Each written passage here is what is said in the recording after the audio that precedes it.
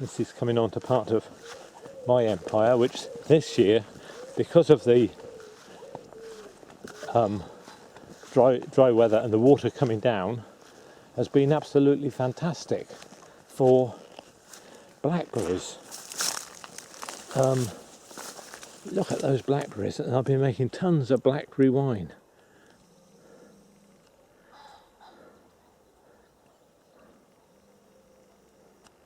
Yeah, so I'm gradually working my way back into there to, to get the big, ripe, sweet blackberries.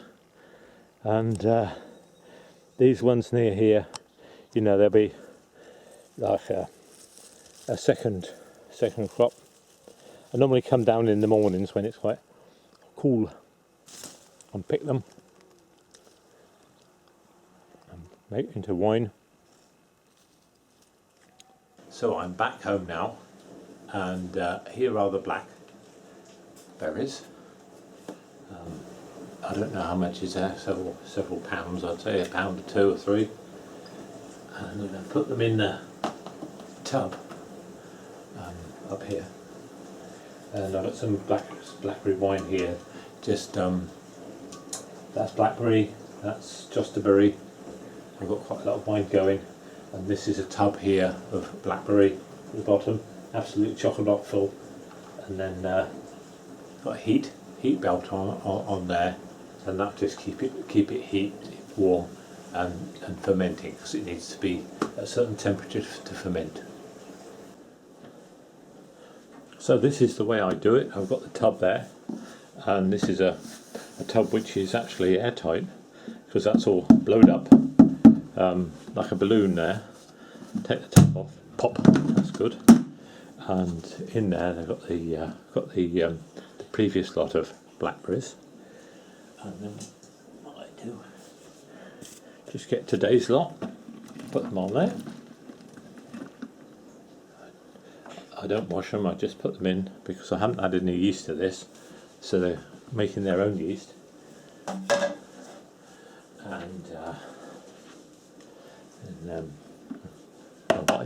what I do then, I put a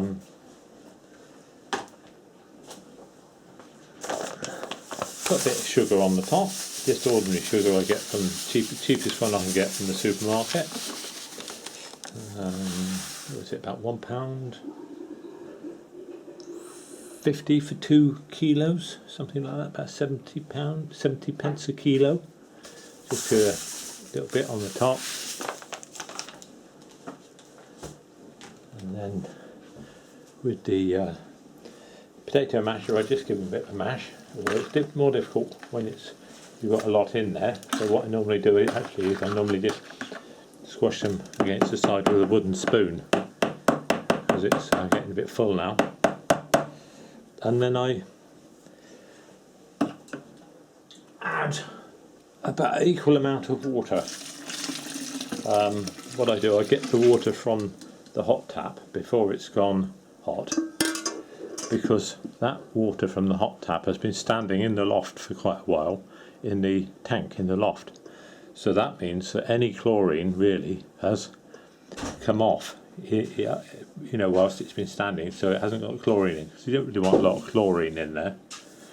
And so then that's in there, and then I put the lid back on until tomorrow, when I'll probably go and get some more blackberries, put some more in, and just squash all the air out of there.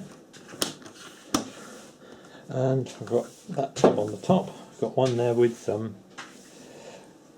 rhubarb wine in, and I've got one absolutely chock-a-block full of blackberry wine in the bottom, and then a few demijohns of blackberry wine round here, a few demijohns of chostaberry wine, and a couple of demijohns of rhubarb wine at the back. So it's all going well.